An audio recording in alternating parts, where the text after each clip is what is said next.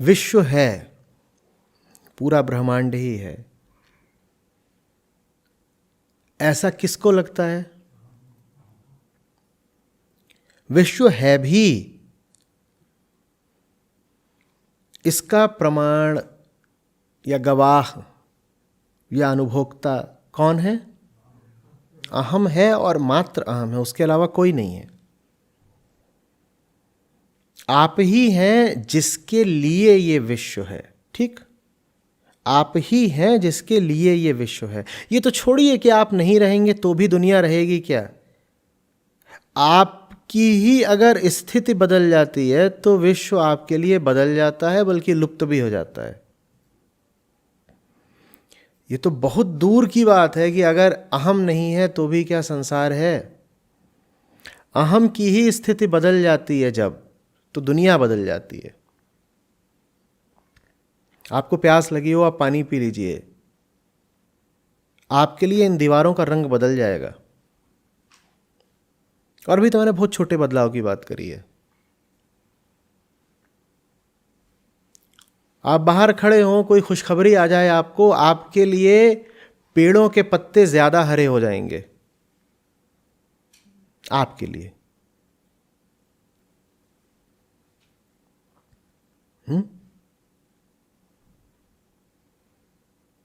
और जिस दिन मन खराब होता है, देखा है, उस दिन पूरी दुनिया ही कितनी खराब लगती है।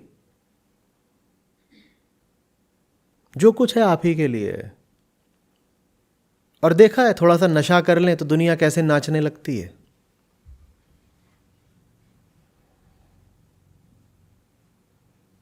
और देखा है कि जब नींद बहुत आ रही हो तो कैसे घड़ी में समय भी ठीक से देखा नहीं जाता, जैसे घड़ी ही डोल रही हो। और देखा है कैसे जब सो जाते हैं तो संसार पता नहीं कहा जाता। दुनिया जैसी भी है अहम के लिए है, ये बात साफ साफ समझिए। और इस बात को आप अपने लिए जितनी बार दोहराएं उतना कम। दुनिया का अपने आप में कोई अलग, निरपेक्ष, स्वतंत्र अस्तित्व नहीं है। हमारी भाषा, हमारी धारणा ऐसी रहती है कि हमें लगता है कि दुनिया थी और उस दुनिया में एक दिन हम पैदा होकर के आ गए, ठीक है ना? जैसे रेल का डब्बा था और उसमें एक दिन आप चढ़ गए। आपके चढ़ने से पहले भी वो रेल का डब्बा था, उस रेल के डब्बे की यात्रा थी और उस रेल के डब्बे में सवारियां थीं। हमारे मन में कुछ ऐसा ही नक्शा रहता है ना, कि दुनिया पहले से थी, लोग पहले से थे, उसमें एक दिन मैं भी चढ़ गया रेल के डब्बे में, और फिर एक दिन उस रेल के डब्बे से मैं उतर जाऊंगा तो भी डब्बा भी रहेगा, सवारियां भी रहेंगी और उनकी यात्रा भी रहेगी। हमारे मन में ऐसा नक्शा रहता है। और ये बात हमको बहुत सीधी और प्रमाणित लगती है। हमको लगता है ऐसा ही तो है। कैसे लगता है? कहते देखो, मैंने अभी देखा कि दुनिया चल रही है और एक दिन मेरे भाई के घर में एक नया बच्चा आ गया। इससे क्या पता चलता है? कि बच्चे के पैदा होने से पहले भी तो दुनिया थी, और वो जो दुनिया पहले से थी उसी में तो बच्चा आ गया ना। बाबा, वो जो दुनिया बच्चे के पैदा होने से पहले थी, किसके लिए थी? बच्चे के लिए, आपके लिए थी ना। और आप जिस दुनिया की बात कर रहे हैं वो आपके लिए किस दिन से शुरू हुई है? आपके पास कोई प्रमाण नहीं है कि आपसे पहले भी दुनिया थी। आपके पास जो भी प्रमाण है कि आपसे पहले दुनिया थी, वो प्रमाण भी आपको आपके होने के कारण मिले हैं। आप ना हो तो वो प्रमाण भी कहां से मिलेंगे? आज से 500 साल पहले भी दुनिया थी, ये प्रमाण आपको 500 साल पहले मिला था। ये प्रमाण भी आपको कब मिला? जब आप हो गए। बड़ी से बड़ी हमारी भूल रहती है दुनिया को वस्तुगत मान लेने की, दुनिया को स्वतंत्र मान लेने की, दुनिया को एक इंडिपेंडेंट ऑब्जेक्टिविटी दे देने की। समझ में आ रही बात?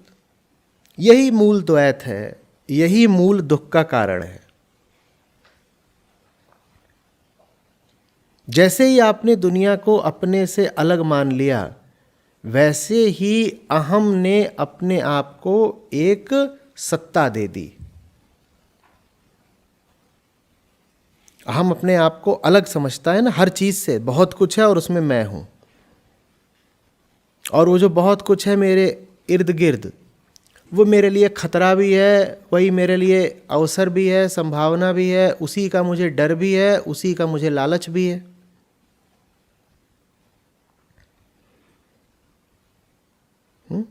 तो अहम है जो दुनिया का दृष्टा है, अहम है जो दुनिया का भोक्ता है, ठीक है। और अहम एक तरफ तो दुनिया से अपने आप को अलग समझता है, और दूसरी ओर दुनिया के बिना रह नहीं सकता है। कोई आपको ऐसा नहीं मिलेगा जो बोले सिर्फ मैं, वो हमेशा बोलेगा मैं कुछ, और वो जो कुछ है वो दुनिया की कोई चीज है। मैं शरीर, मैं महिला, मैं पुरुष, मैं अमीर, मैं गरीब, मैं ज्ञानी, मैं अज्ञानी, मैं गृहस्थ। कोई नहीं कहेगा सिर्फ मैं। तो दुनिया किसके देखे है? अहम के। और अहम किस पर आश्रित है? दुनिया पर। दुनिया अहम से है, अहम दुनिया से है। तो इससे ये तो पता चल ही नहीं रहा कि ये सब कुछ किससे है। अहम दुनिया का जन्मदाता नहीं है, ठीक है, पर दुनिया का भोक्ता जरूर है। अगर हम दुनिया का जन्मदाता होता तो हम ये कह पाते कि जब दुनिया नहीं थी तब भी अहम था, पर ऐसा है नहीं, क्योंकि हमने अभी देखा कि दुनिया के बिना अहम हो नहीं पाता। तो माने दुनिया और अहम साथ साथ ही आए। इसी तरीके से ऐसी कोई दुनिया नहीं हो सकती जिसमें अहम नहीं है, क्योंकि अगर दुनिया है, संसार है और अहम नहीं है, तो कहेगा कौन कि संसार है? अगर संसार है और अहम नहीं है तो किसके लिए है संसार बाबा? नहीं समझ। संसार किसी के लिए होता है ना, कोई तो होगा जो कहेगा कि हाँ संसार है। अहम ही नहीं है तो कहेगा कौन कि संसार है? तो अहम आश्रित संसार पे, संसार आश्रित अहम पर। ये दोनों तो एक जैसे ही लग रहे हैं, ये दोनों तो एक जैसे ही लग रहे हैं।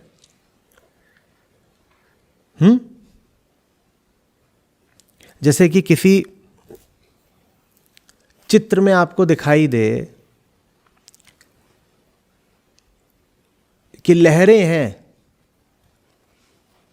और लहरों के ऊपर दो लोग हैं जिन्होंने एक दूसरे का हाथ थाम रखा है। पानी है और पानी के ऊपर दो लोग हैं जिन्होंने एक दूसरे का हाथ थाम रखा है, वो खड़े हुए हैं और एक दूसरे का हाथ थाम रखा है। तो क्या आप ये निष्कर्ष निकालेंगे कि पहला व्यक्ति दूसरे को डूबने नहीं दे रहा और दूसरा पहले को डूबने नहीं दे रहा? कहिए। निश्चित रूप से चित्र में एक चीज छुपी हुई है, या चित्र लेने वाले ने फ्रेम ऐसा लगाया है कि एक चीज काट दी है। कौन सी चीज? आप एक चित्र देख रहे हैं, एक फोटो देख रहे हैं जिसमें दो लोग पानी पर खड़े दिखाई दे रहे हैं, ठीक है, और दोनों ने एक दूसरे का हाथ थाम रखा है। तो क्या यह निष्कर्ष निकालना उचित होगा कि पहले व्यक्ति को दूसरा नहीं डूबने दे रहा और दूसरे को पहला नहीं डूबने दे रहा? असली बात क्या होगी? दोनों के पांवों के नीचे कोई नाव है। परमात्मा उसी नाव का नाम है। और ये बहुत सीधी बात है कि दो ऐसे अगर खड़े हैं जो दोनों एक दूसरे पर आश्रित हैं, तो दोनों किस पर आश्रित हैं? दो लोग खड़े हैं बेशक एक दूसरे का हाथ थाम करके, तो दोनों कहां से आ रहे हैं? क्योंकि पहला दूसरे से नहीं आ सकता, दूसरा पहले से नहीं आ सकता। दोनों जब आते हैं साथ साथ आते हैं, दोनों एक सिक्के के दो पहलू हैं। तो दोनों निश्चित रूप से किसी और से आ रहे हैं, उनका स्रोत, साझा स्रोत कोई और है, उसको परमात्मा कहते हैं। समझ में आ रही बात? इस अर्थ में कहा जाता है कि परमात्मा ने विश्व की रचना की। इसका वो बालकपने का अर्थ मत लगा लीजिएगा जो परी कथाओं में हमने कई बार पढ़ा है। क्या? कि परमात्मा के पास करने को कुछ नहीं था, बूढ़ा आदमी है, सफेद कपड़े पहन के कहीं ऊपर बादलों पर बैठा रहता है, जम्हाइयाँ मार रहा था, तो एक दिन बोला चलो कुछ करते हैं।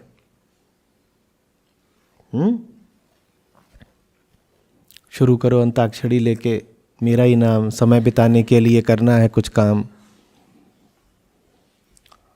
तो परमात्मा ने बोला शू, और मिट्टी प्रकट हो गई। परमात्मा ने बोला भू, और पानी प्रकट हो गया। फिर मिट्टी पानी मिला करके परमात्मा ने एक आदमी और एक औरत बना दिया। ये बहुत किसी अल्प विकसित, अर्ध विकसित मन की कल्पना हो सकती है। बच्चों के लिए अच्छी हैं ऐसी बातें। इन बातों में कोई परिपक्वता नहीं, इन बातों में कोई गहराई नहीं। बात समझ में आ रही है?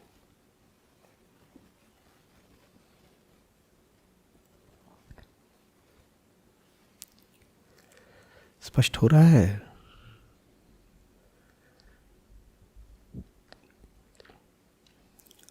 अध्यात्म अगर सच्चा है तो उसका विज्ञान से कोई विरोध नहीं हो सकता।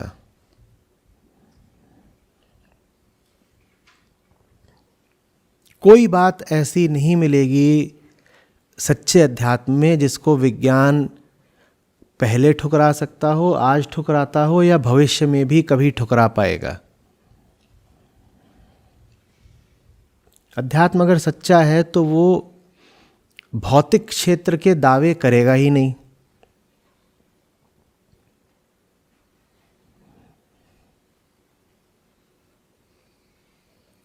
हरी बात। अनेक रूप धारण करने वाला, ये भी हमने सुना है ना कि ईश्वर तो न जाने कितने रूपों में प्रकट हो जाता है। ऐसे भी कहा जाता है कि कण कण में भगवान है। इन बातों का अर्थ क्या है?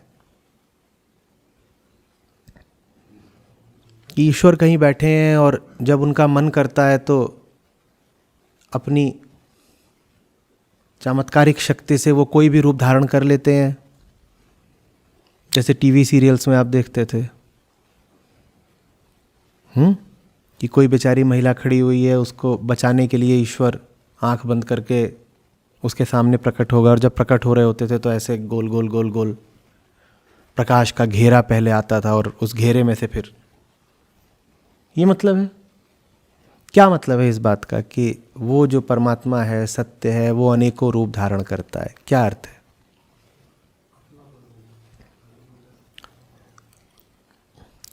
अरे भाई, जब उससे ही अहम है और संसार है, उसी संसार को हम और किन नामों से बुलाते हैं? प्रकृति।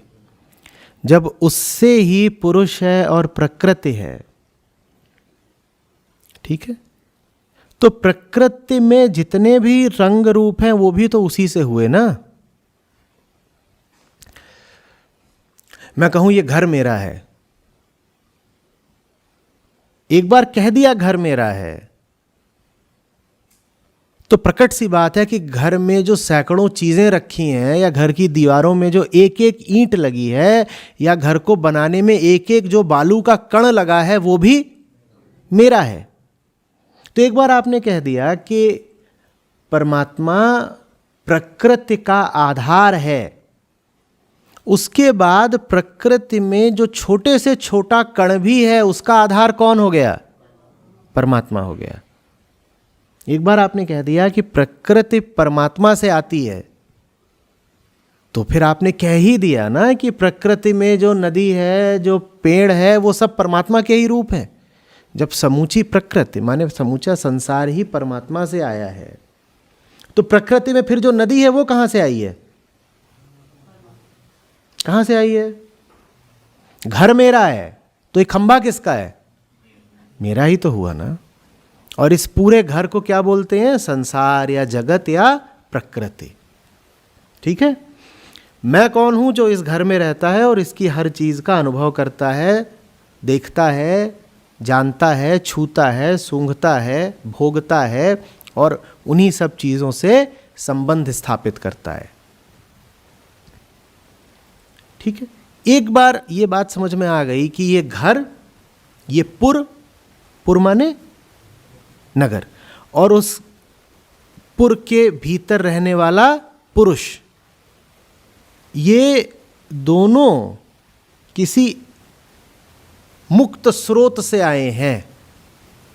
तो उसके बाद जो भी यहाँ पर खेल चल रहा है, उस पूरे खेल का अधिष्ठाता, आधार कौन हो गया? वही तो जिससे सब कुछ आया है। समझ में आ रही है बात? तो जब भी इस तरह की बातें आपके कान में पड़ें, या जब भी आपको इस तरह के विचार आए कि हे भगवान, दुनिया तो तेरी ही है, तो बहुत सतर्क रहिएगा, क्योंकि मन की प्रवृत्ति होती है तुरंत ऐसी कल्पना कर लेने की कि कोई भगवान है जो दुनिया को चला रहा है। और इस तरह की बातें हमने कहानियों में भी खूब पढ़ ली। जो हमारे धार्मिक पोस्टर वगैरह होते हैं, वो भी तो ऐसे ही होते हैं ना। उसमें क्या होगा? उसमें नीचे दुनिया का कारोबार दिखाया जा रहा होगा कि लोग हैं, अपना काम धंधा कर रहे हैं, बच्चे हैं, बड़े हैं, और नीचे की अपनी पूरी एक व्यवस्था चल रही है। और ऐसे जैसे इतना लंबा पोस्टर है, तो उसमें ऊपर क्या दिखा दिए जाते हैं? कौन बैठे हैं? भगवान जी बैठे हैं। और भगवान जी कैसे बैठे हैं? ऐसे बैठे, और उनके हाथ से वो रोशनी निकल रही है। तो हमारे मन में इस तरह की बात बिल्कुल घर कर गई है कि नीचे ज़मीन है और ऊपर आकाश है, और वहाँ भगवान जी बैठे हैं और वो अपने हाथ से सब देख रहे, चला रहे हैं, और वहीं ऊपर बैठे बैठे वो सबका हिसाब किताब भी लिखे जा रहे हैं। बंटू ने 2 रुपए चुराए हैं, लिखो। ऐसी ही धारणा है ना? ऐसी ही धारणा है भी, और यही धारणा हम आगे अपने बच्चों में भी डाल देते हैं। कोई कुछ गलत करे तो कहेंगे भगवान सब देख रहा है, और जैसे ही आप कहेंगे भगवान सब देख रहा है, तो मन यही करता है कि धीरे से ऐसे देखें कि ऊपर छत में कोई छेद है क्या है, कैसे। कभी ऐसा हुआ है कि आप कहें भगवान सब देख रहा है, तो तत्काल किसी ने नीचे फर्श की ओर देखा हो कि भगवान कहीं फर्श के नीचे से ना देखता हो? आप प्रार्थना में भी क्या करते हो? कभी ऐसे करते हो? नीचे को प्रार्थना कर रहे हो। प्रार्थना भी कैसे करते हो? ये वही है हमारी परी कथा का अध्यात्म, जिसमें आसमानों पर कोई भगवान बैठा है। अब ये बात तो वैज्ञानिक दृष्टि से भी गलत है ना। आसमान कोई वास्तव में आपके ऊपर थोड़े ही है। ये ऊपर नीचे तो आपके द्वारा परिभाषित दिशाएं हैं। आपके लिए जो इस वक्त भी ऊपर है, वो अमेरिका में बैठे किसी व्यक्ति के लिए नीचे है। लेकिन दिमाग को तो ये सोचने में भी बड़ी तकलीफ होती है कि अगर पृथ्वी ऐसे गोल है और भारत अभी यहाँ पर है और हम ऐसे खड़े हैं, तो अमेरिका वाले ऐसे खड़े हैं तो नीचे क्यों नहीं गिर जाते? आप सोचिए, बड़ी तकलीफ का काम होगा ये कि अमेरिका में सब उल्टे लटके हुए हैं, वो नीचे गिर क्यों नहीं रहे? तो अपनी इसी तरह की प्राकृतिक बुद्धि से हम परेशान रहते हैं। इसमें कोई हमारा दोष नहीं, ये प्रकृति का खेल है।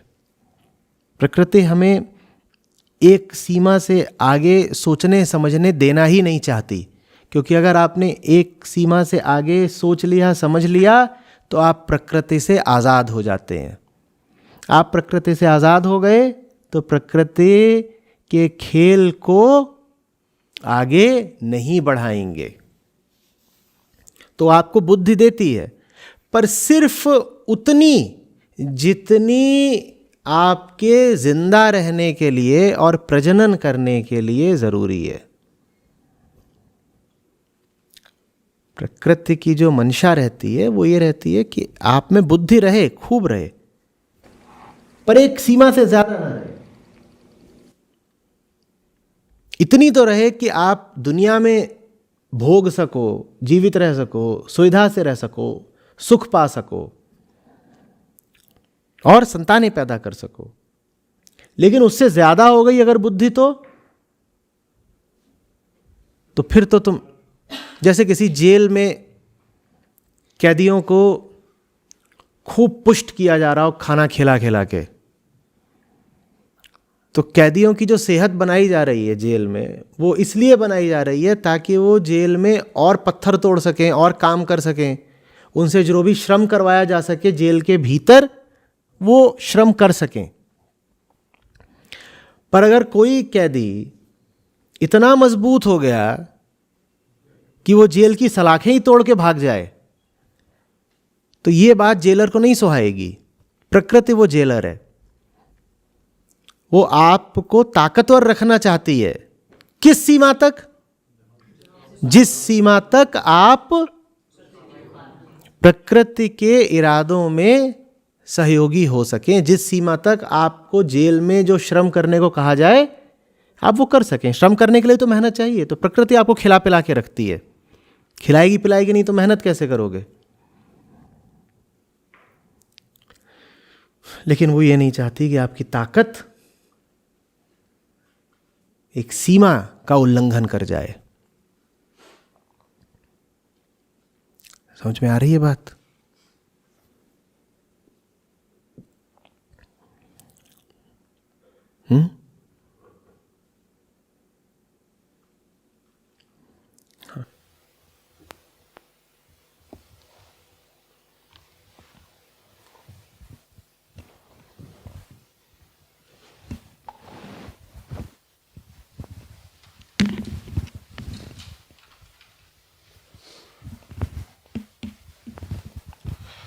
आचार्य जी, अभी एक वीडियो आपका देखा था, अंशु जी के साथ में वीडियो था, उसमें आपने कहा था कि प्रकृति तब तक ही लोगों को जीवन देती है या जब तक उसे उम्मीद रहती है कि ये मुक्ति के रास्ते पर हैं।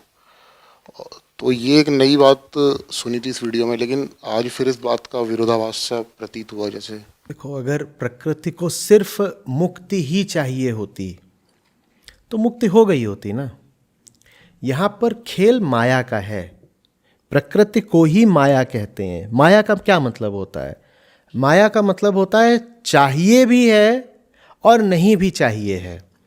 चाहिए भी है पर अपने तरीके से चाहिए है, अहम के साथ चाहिए है। समझ रहे हो? स्वर्ग भी देखना है और मरना भी नहीं है। मुक्ति भी चाहिए लेकिन जंजीरें टूटनी नहीं है। ये प्रकृति की शर्तें रहती हैं। तो इसीलिए तो मुक्ति मिलती नहीं तो मुक्त होने में क्या दिक्कत है? अहम का वास्तविक स्वरूप तो मुक्ति ही है, कोई बाधा नहीं है। अगर मुक्ति नहीं मिल रही तो उसका कारण स्वयं अहम है ना। तो वो मुक्ति मांगता है पर अपने तरीके से मांगता है। मुक्ति तो चाहिए पर मेरे वाली चाहिए, मेरे रास्तों से चाहिए। जैसे कि बहुत होता है, लोग आते हैं कुछ पूछने के लिए मुझसे, या कुछ दिनों तक संस्था में भी रहते हैं, वो फिर कुछ पूछा उसका उत्तर उनको भाया नहीं, या संस्था में साथ हैं वहाँ पे भी उनको नाराज़गी हो गई। और उनका तर्क क्या रहता है? तर्क रहता है नहीं आप हमें समझाइए, या आप हमें सुधारिए, पर हमारे तरीके से। ये अहम है। हमें समझ में आ रहा है हम गलत हैं, तभी तो हम आपके पास आए हैं। हमें समझ में बिल्कुल आ रहा है कि हम गलत हैं, हमें सुधार की ज़रूरत है, हमें बेहतर होना है, तभी तो हम आपके पास आए हैं। पर आपके तरीके हमको पसंद नहीं है। आप जोर बहुत डाल देते हो, आप जल्दी बहुत कर देते हो। तो मुझे बेहतर होना है, पर मेरे ही तरीकों से। बाबा, तुम्हारे तरीके ही तो तुम्हारी समस्या है, और तुम्हारे तरीकों पर जो तुम्हारा जोर है उसी को तो अहंकार बोलते हैं।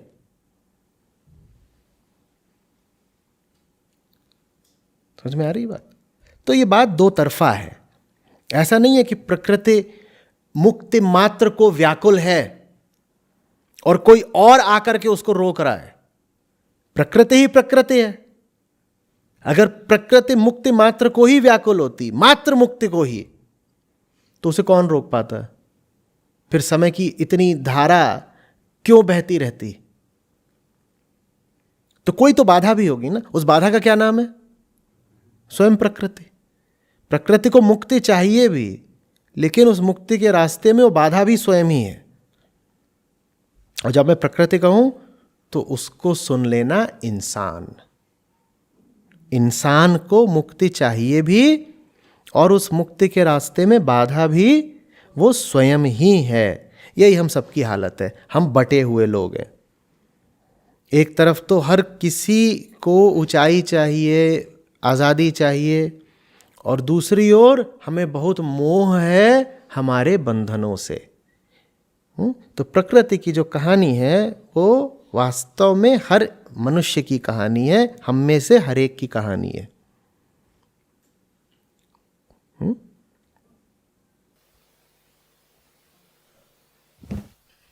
आचार्य जी, प्रकृति के नाम से मन में ऐसा चित्र आता है कि बाहरी जो शक्तियां हैं या आसपास का जो धरातल है वो प्रकृति, जो संरचना है, जिस तरह से जीव बढ़ रहा है, इसके प्रजनन होते हैं, मतलब प्रकृति के दिमाग नाम से इस तरह नहीं आता कि हमारे ही अंदर कुछ। क्योंकि अहम प्रकृति से अपने आप को अलग मानता है।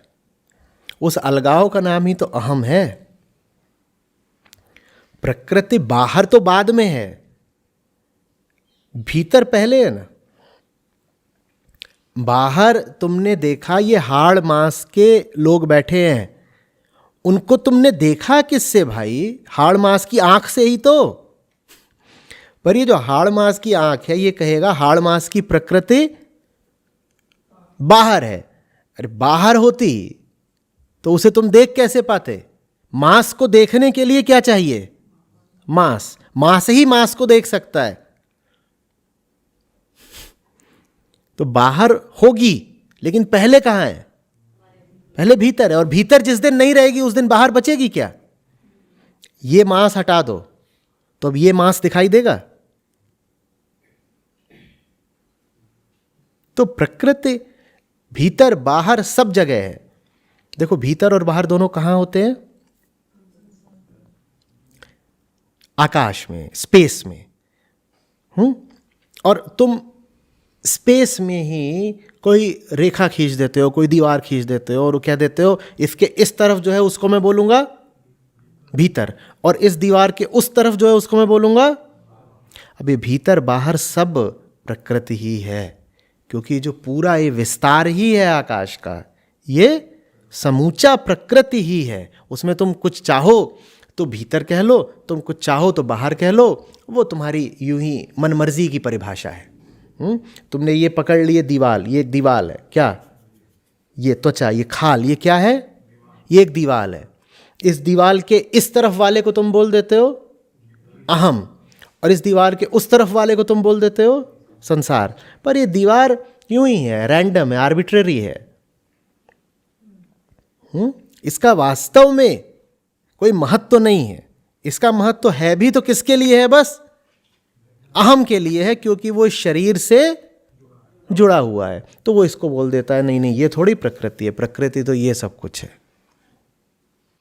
प्रणाम आचार्य जी। अगर पुरुष और प्रकृति दोनों ही परमात्मा के अंश है तो दोनों एक दूसरे से मुक्ति क्यों चाहते हैं? पूरे आज के वक्तव्य में अंश शब्द का प्रयोग मैंने एक बार भी नहीं किया। सिर्फ उतना ही सुनो जितना कहा है। ये भी वही धार्मिक पोस्टरों वाला काम है कि परमात्मा का एक अंश है हम, अंश वगैरह कुछ नहीं। नहीं, जो पहले जो श्लोक जो हमने डिस्कस किया था उसमें ये चीज़ आई थी कि पूरा जगत परमात्मा से ही आया है। तो अंश कहाँ से हो गया? जैसे अद्वैत में भी बोला जाता है कि पुरुष और प्रकृति एक ही है, अलग नहीं है दोनों।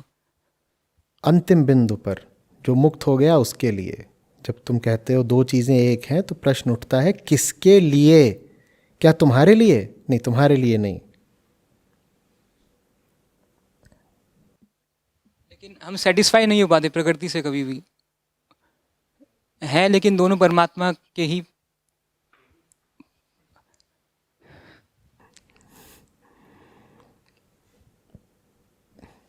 प्रकृति परमात्मा से है, परमात्मा तो नहीं है ना।